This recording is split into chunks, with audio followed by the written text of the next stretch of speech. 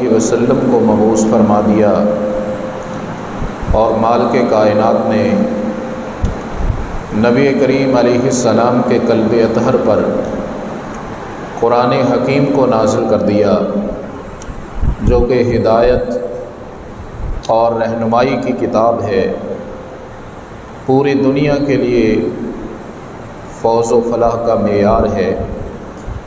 اور نبی علیہ السلام نے اپنے قول سے، اپنے عمل سے، اپنی تقریر سے، اپنی سیرت سے اور اپنے اسوہ حسنہ سے اس قرآن حکیم کی تشریح کر دی، تفصیل بیان کر دی، عمل کا طریقہ اور سلیقہ سمجھا دیا۔ اور اللہ رب العزت نے نبی صلی اللہ علیہ وسلم کی یہ ذمہ داری بھی لگائی، وَأَنزَلْنَا إِلَيْكَ الذِّكْرَ لِتُبَيِّنَ لِلنَّاسِ مَا نُزِّلَ إِلَيْهِمْ۔ میرے رسول علیہ السلام، یہ قرآن حکیم ہم نے آپ کی طرف نازل کر دیا ہے، آپ لوگوں کے لیے اس کی وضاحت کریں، آپ اس کی تشریح کو بیان کریں، آپ اس کی تفصیل کو بیان کریں، آپ قرآنی آیات اور جملوں کا معنی اور مطلب لوگوں کو سمجھائیں۔ لِتُبَيِّنَ لِلنَّاسِ مَا نُزِّلَ إِلَيْهِمْ۔ اور نبی علیہ السلام نے اس فریضے کو بڑے خوبصورت انداز سے سر انجام دے دیا، اور اللہ رب العزت نے نبی صلی اللہ علیہ وسلم کی اس تشریح اور تفصیل کو اور آپ علیہ السلام کی سیرت طیبہ اور اسوہ حسنہ کو، جو ساری کی ساری قرآن حکیم کی تفسیر، تشریح اور بیان ہے، اسے بھی قیامت تک کے لیے محفوظ کر دیا۔ اور ہماری کامیابی اور ہماری دنیا اور آخرت کی فوز و فلاح وہ قرآن حکیم کے ساتھ اور نبی علیہ السلام کی سیرت اسوہ حسنہ اور جو قرآن کی انہوں نے تشریح اور تفسیر کر دی اس کے ساتھ وابستہ ہے۔ نبی کریم علیہ السلام کی سیرت اور آپ کی تشریح کے بغیر قرآن حکیم پر بھی اس کی روح کے مطابق عمل نہیں ہو سکتا۔ آپ کی سیرت طیبہ کو اگر ایک طرف رکھ دیا جائے تو قرآن حکیم کی تشریح نہیں ہو سکتی، بہت سی قرآنی آیات کا مطلب سمجھ نہیں آ سکتا۔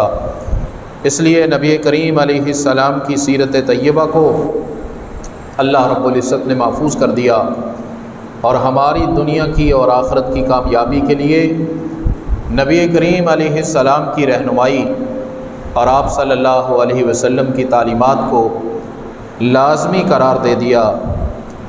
اس لیے نبی علیہ السلام ہمارے رہبر و رہنما ہیں، ہمارے استاد ہیں، ہمارے مرشد، ہمارے معلم ہیں، پوری کائنات کے امام اور سردار ہیں۔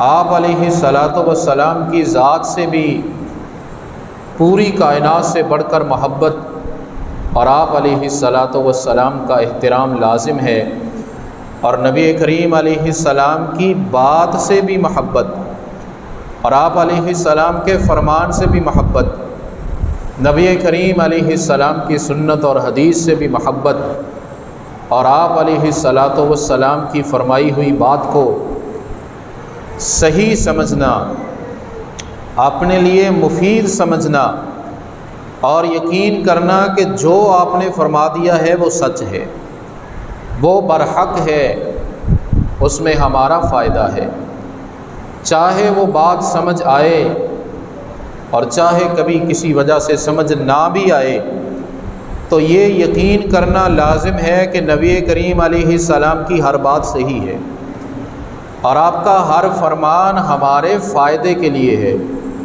اس میں ہماری خیر اور ہماری بہتری ہے۔ اور نبی کریم علیہ السلام نے لوگوں کو عمل کی طرف توجہ دلائی ہے، عملی زندگی اپنانے کا درس دیا ہے۔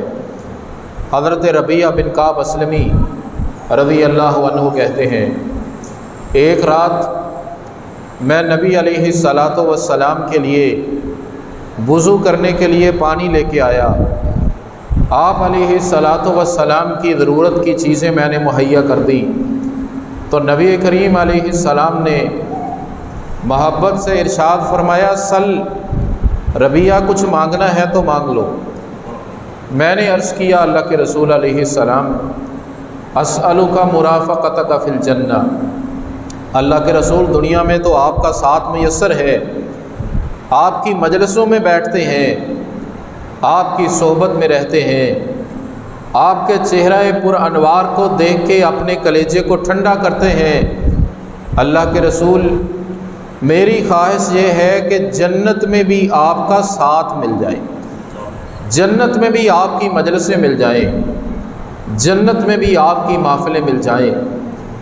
نبی کریم علیہ السلام نے ارشاد فرمایا کچھ اور بھی مانگ لو، اللہ کے رسول ایک ہی خواہش ہے بس۔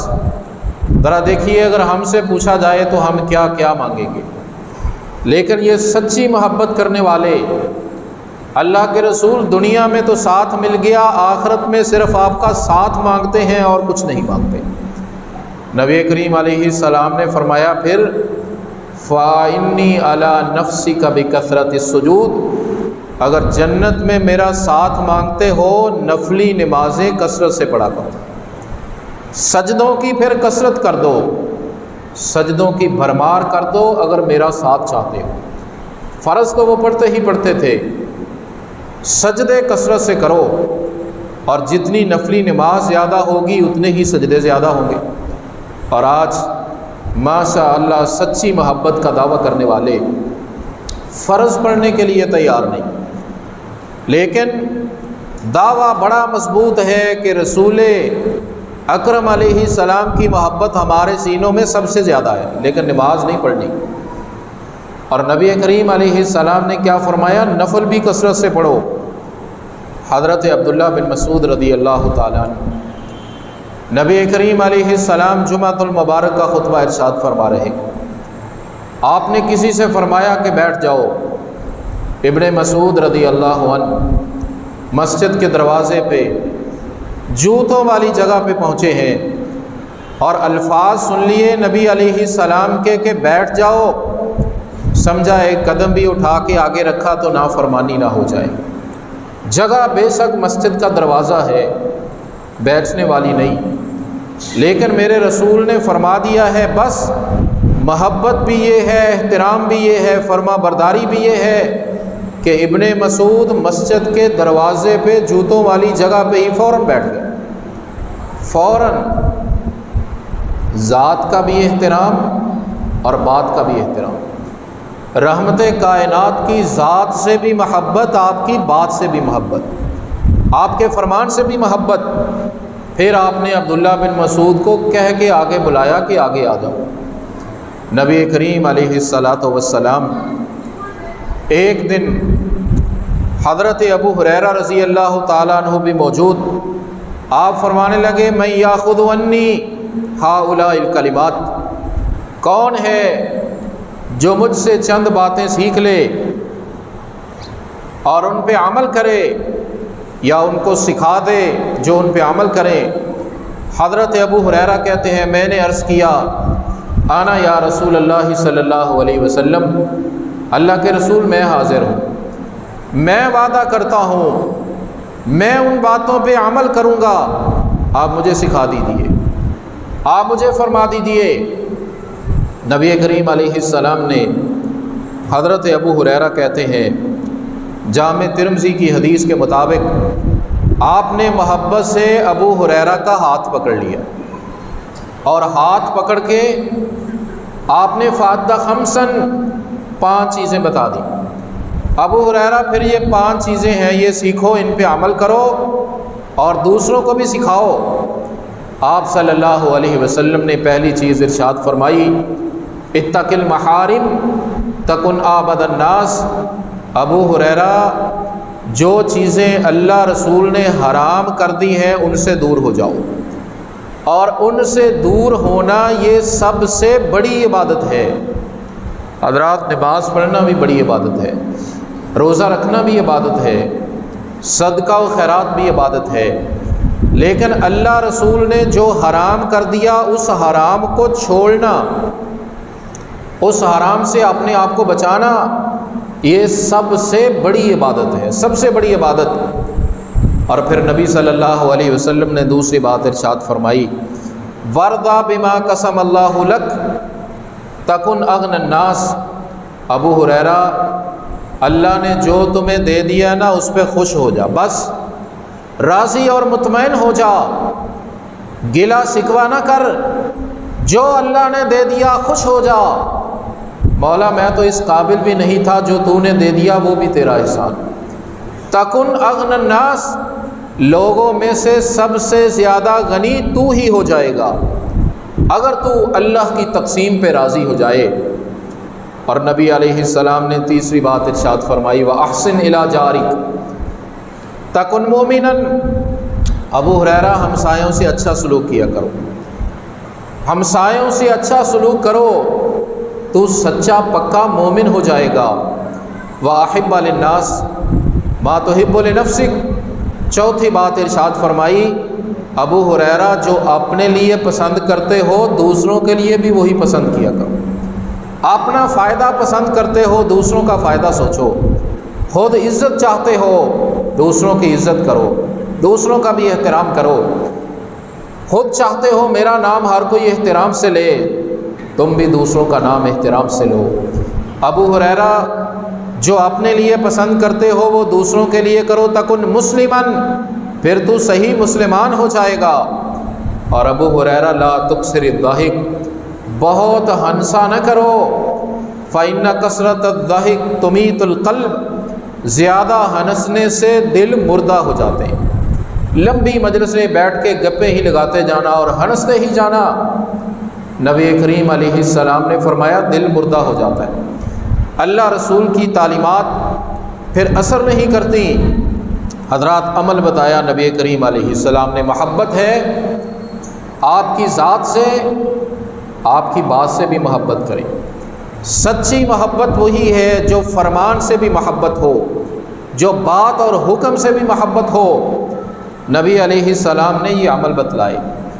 اور حضرت فاطمہ بنت قیس رضی اللہ عنہا کہتی ہیں میرے خاوند نے مجھے طلاق دے دی، اور طلاقیں 1 2 3 مختلف اوقات میں تیسری طلاق دے دی۔ اب ظاہرہ سلوک کی گنجائش نہ رہی۔ نبی صلی اللہ علیہ وسلم نے مجھے پیغام بھیجا کہ فاطمہ جب تیری عدت گزر جائے آگے نکاح کرنے میں جلدی نہ کرنا، مجھ سے مشورہ کر لینا، مجھ سے پوچھ لینا پہلے۔ کہتی ہیں عدت گزر گئی، مجھے کئی لوگوں کی طرف سے شادی کے پیغام آ گئے، بڑے بڑے صحابہ کی طرف سے، ہم تم سے شادی کرنا چاہتے ہیں۔ میں نے نبی صلی اللہ علیہ وسلم کو صورتحال بتلائی، اللہ کے رسول فلاں فلاں آدمی نے مجھے شادی کا پیغام بھیجا ہے، میں کس سے شادی کروں؟ نبی کریم علیہ السلام نے فرمایا ان میں سے کسی سے بھی نہ کرو، تم اس طرح کرو حضرت اسامہ سے شادی کر لو۔ حضرات حدیث کے الفاظ فوری طور پہ فاطمہ نے جب سنا تو ہاتھ سے اشارہ، جیسے ہم کرتے ہیں ہاتھ سے ایسے اشارہ، اسامہ سے شادی، یعنی وہ تو میرے لیول کا ہی نہیں، میں تو اسے چاہتی ہی نہیں شادی کرنا، میں نے تو کبھی سوچا ہی نہیں، میرے معیار قد کاٹ رنگ روپ کا ہی نہیں۔ یہ ایک دفعہ فوری طور پہ اظہار ہو گیا۔ اللہ کے رسول علیہ السلام نے جملہ ارشاد فرما دیا، طاعت اللہ و طاعت رسولہ خیر لک۔ فاطمہ ایک بات یاد رکھ، اللہ اور اس کے رسول کی فرما برداری کرنا تیرے لیے زیادہ بہتر ہے، زیادہ خیر ہے، زیادہ فائدہ ہے۔ حضرات آج مسئلہ کیا ہے؟ جہاں ہم دین کی بات پہ عمل نہیں کرتے، جہاں سنت پہ عمل نہیں کرتے، ہم یہ سمجھتے ہیں کہ اس میں میرا نقصان ہے، اس میں مالی نقصان ہے، اس میں میرا معاشرتی نقصان ہے، اس سے میں لوگوں کی نظروں میں گر جاؤں گا۔ ہماری یہ سوچ اور فکر ہوتی ہے۔ اگر یہ فکر ہو جائے کہ اللہ رسول کی بات ماننے میں فائدہ زیادہ ہے تو ہم ماننے کے لیے تیار ہو جائیں۔ کہتے تو ہم ہیں لیکن یقین یہ بڑی مشکل بات ہے۔ ظاہری فائدہ دوسری بات میں، لیکن ہمارا دل کہہ دے ظاہری فائدہ جہاں بھی نظر آئے، اصل فائدہ اللہ کے رسول کی بات ماننے میں ہے۔ حضرات یہ محبت اور یہ ایمان ہے۔ حضرت فاطمہ رضی اللہ تعالیٰ عنہ نے عرض کیا، اللہ کے رسول قبول، آپ کا حکم سر آنکھوں پہ، میرا دل نہیں چاہتا تھا اسامہ سے شادی کرنے کے لیے، اللہ کے رسول آپ نے فرما دیا میں اسی سے شادی کرنے کے لیے تیار ہوں۔ اچھا دوسرا، نبی کریم علیہ السلام حکم تو آپ دے رہے ہیں نا اسامہ سے شادی کرو، لیکن جب فاطمہ نے کچھ ناگواری کا اظہار کیا تو نبی کریم علیہ السلام نے فرمایا اللہ رسول کی فرما برداری تیرے لیے بہتر ہے۔ حالانکہ بظاہر اللہ نے تو یہاں حکم ہی نہیں دیا، مطلب کیا ہے، اللہ کے رسول نے سمجھا دیا جو میں فرما دوں وہ اللہ کا فرمان ہے، جو نبی کریم علیہ السلام کہہ دیں وہ حقیقت میں عرش والے کی بات ہوتی ہے۔ فاطمہ نے شادی کر لی، حضرت فاطمہ رضی اللہ تعالیٰ عنہ، فاطمہ بنت قیس کی بیٹی، شادی کر لی حضرت اسامہ سے۔ کہتی ہیں نبی صلی اللہ علیہ وسلم کی بات ماننے کی وجہ سے اتنا فائدہ ہوا، ہماری زندگی اتنی خوشگوار گزری، اتنی اچھی ہماری زندگی گزری، لوگ مثالیں دینے لگے اگر خاوند بیوی کے تعلقات خوشگوار دیکھنے ہیں تو فاطمہ اور اسامہ کے دیکھ لیں، اتنی اچھی خوشگوار زندگی گزری، لوگ خواہش کرنے لگے کاش ہمارے بھی ایسے حالات ہو جائیں۔ اللہ نے بڑی برکت عطا فرمائی، حالانکہ فاطمہ شروع میں سمجھی تھی میرا لیول نہیں ہے، لیکن جب اللہ کے رسول کی بات کو مان لیا اللہ نے وہ برکت دی کہ بڑے بڑے رشک کرنے لگے کہ کاش ہماری زندگی اس طرح کی ہو جائے۔ حضرات آج ہم بھی شادیاں کرتے ہیں، سب کچھ دیکھتے ہیں ہم، لڑکا اچھا پڑھا لکھا ہو، کاروباری ہو، گاڑی بھی ہو، رہائش بھی اچھی جگہ پہ ہو، بزنس بھی ہو، لیکن یہ بھی کبھی دیکھا کہ وہ لڑکا نماز بھی پڑھتا ہو، اس لڑکے کو قرآن پڑھنا بھی آتا ہو، وہ لڑکا رحمت کائنات کی سنت کے مطابق عمل بھی کرتا ہو۔ اور یہی بات برعکس ہے، اگر بہو گھر میں لانا چاہیں تو پھر بھی بہت سی چیزیں دیکھتے ہیں، لیکن یہ چیز کہ وہ بچی بھی اسلامی تعلیمات پہ عمل کرنے والی ہو، نمازی ہو، قرآن جاننے والی ہو، اخلاق آداب میں اسلامی تعلیمات پہ چلنے والی ہو۔ حضرات عام طور پہ ہم ان چیزوں کو پس پش ڈالتے ہیں، اگر اس کو نمبر دیتے بھی ہیں تو ہمارے نزدیک اس چیز کا آخری نمبر ہوتا ہے، اور بعض کے نزدیک تو یہ چیزیں نمبرنگ کی لسٹ سے ویسے خارجی ہوتی ہیں، لیکن نبی کریم علیہ السلام نے فرمایا شادی حسن و جمال کی وجہ سے، مال و دولت کی وجہ سے، خاندان کی وجہ سے کی جاتی ہے، لیکن چوتھی بات دین۔ آپ نے فرمایا فظفر بذات الدین تربت یداک، لوگوں دین کو پہلے نمبر پہ رکھو، اللہ برکتیں عطا فرمائے گا۔ دین کو پہلے نمبر پہ، ہم دین کو آخری نمبر پہ رکھنے والے ہیں۔ نبی کریم علیہ السلام سے محبت ذات سے بھی اور بات سے بھی، صرف دعووں سے کچھ نہیں ہوتا، بات عمل سے بنتی ہے۔ نبی کریم علیہ السلام مسند احمد کی حدیث کے مطابق ایک دن بازار سے گزر رہے، ایک شخص کو دیکھا چلتا جا رہا ہے لیکن اس کی چادر ٹخنوں سے نیچے ہے۔ نبی کریم علیہ السلام نے، بلکہ حدیث میں آپ اس کے پیچھے ذرا تھوڑا تیز چلے، بازار میں روکا اسے اور اسے کہا اللہ کے بندے یہ ٹخنوں سے چادر اوپر کر۔ اس نے عرض کیا اللہ کے رسول علیہ السلام عام سی چادر ہے، میرے دل میں تکبر نہیں ہے، جو ہم کہتے ہیں تکبر نہیں ہے میرے دل میں۔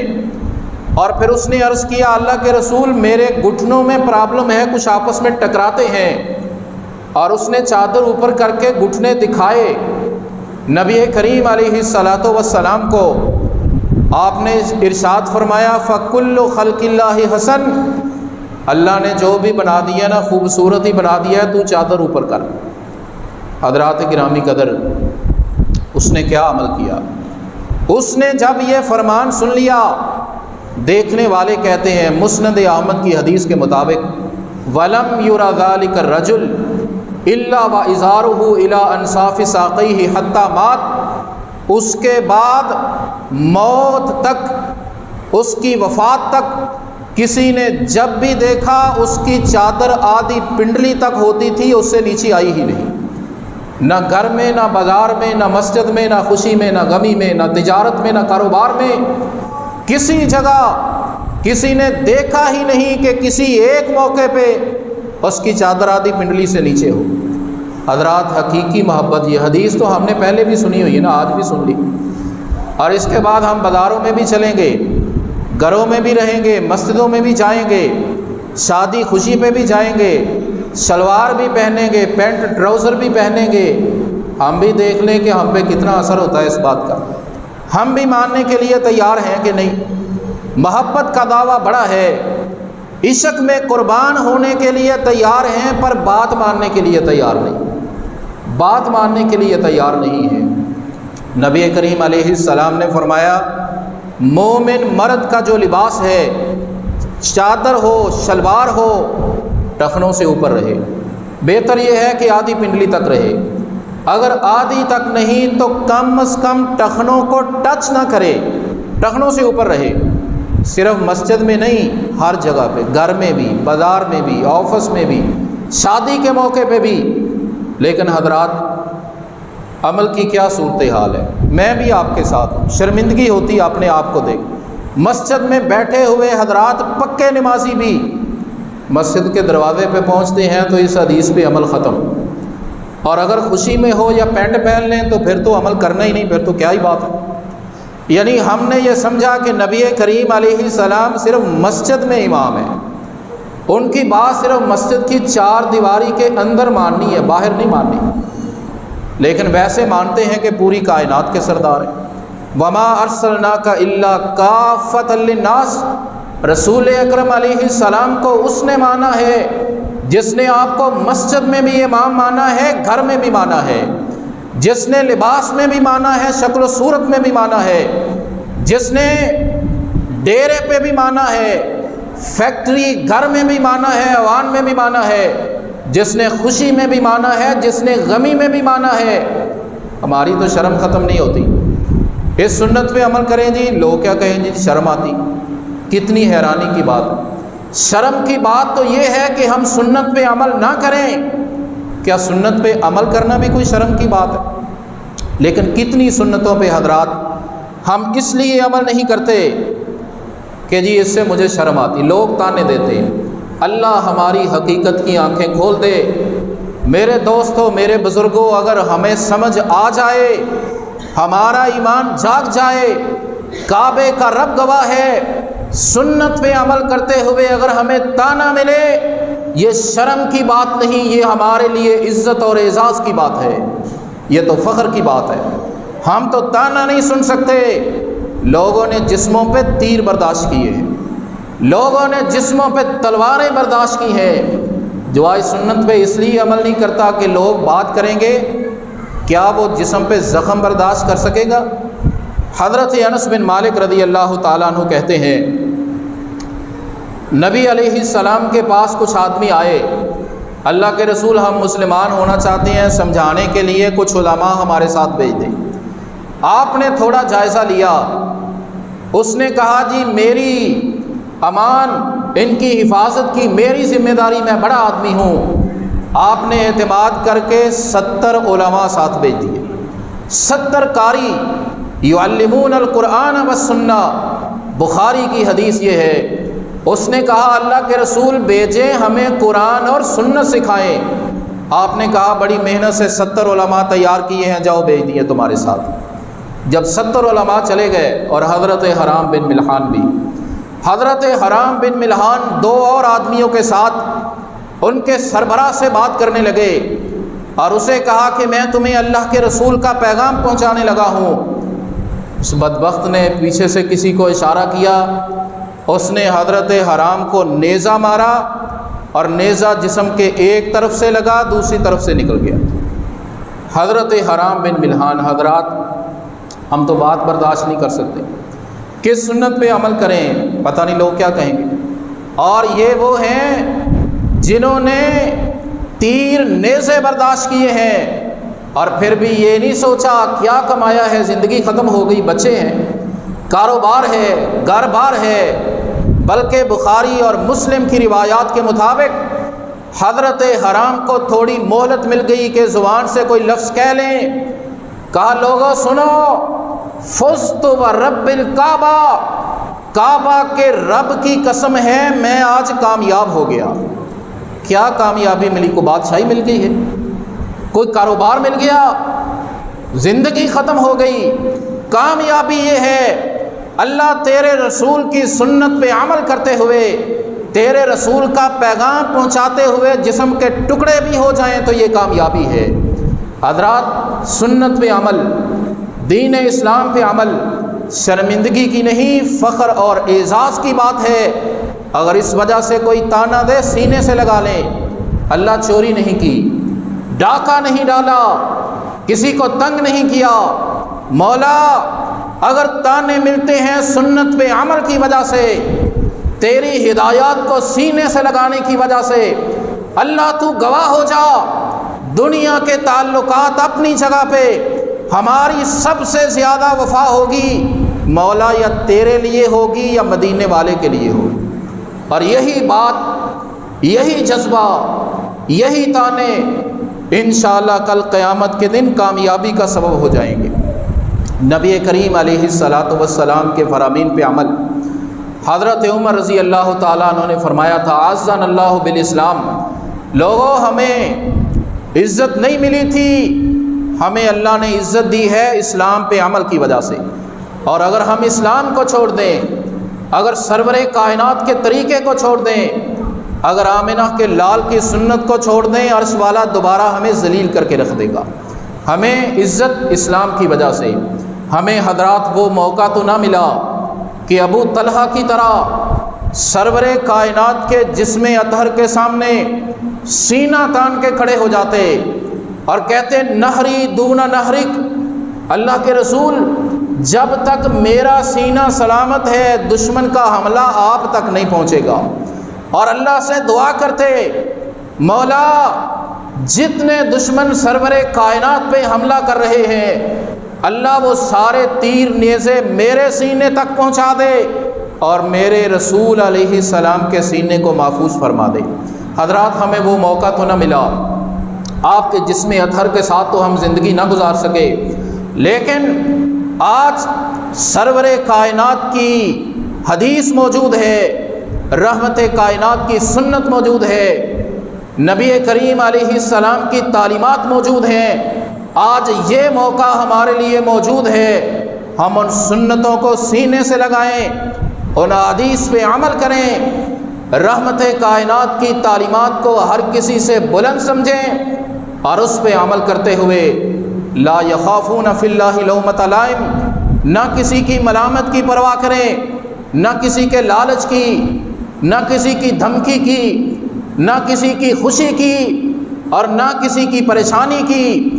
اللہ کے رسول علیہ السلام کی تعلیمات پہ اگر ہم عمل کریں اور اس کے لیے ہمیں کوئی تانا دے، کوئی بات کرے، کوئی تکلیف آ جائے، انشاءاللہ یہی باتیں کل قیامت کے دن ہمارے لیے کامیابی کی ضمانت ہو جائے گی۔ جنگ احد کے موقع پر جب درہ کچھ صحابہ نے چھوڑ دیا، اس کی تفصیلات حدیث کی کلاس میں ہم پڑھ چکے ہیں۔ خالد بن ولید ابھی مسلمان نہیں ہوئے تھے، درے کے پیچھے سے حملہ کر دیا، مسلمانوں پہ اچانک حملہ، پاؤں اکھڑ گئے۔ اور ایک موقع وہ بھی آیا کہ رحمت کائنات کے پاس صرف 12 صحابہ رہ گئے، 12 انصاری، اور دشمن نے حملے کا سارا رخ اسی طرف کر دیا۔ نبی کریم علیہ السلام نے فرمایا من للقوم، آج کون ہے جو ان کا مقابلہ کرے، سینہ تان کے کھڑا ہو جائے۔ حضرت طلحہ کہنے لگے اللہ کے رسول میں حاضر ہوں۔ کتنی بات ہے حضرات، ہم بھی سوچیں اگر تانا برداشت نہیں کر سکتے تو نیزہ برداشت کر لیں گے۔ اللہ کے رسول میں حاضر، فرمایا نہیں تم نہیں کوئی اور۔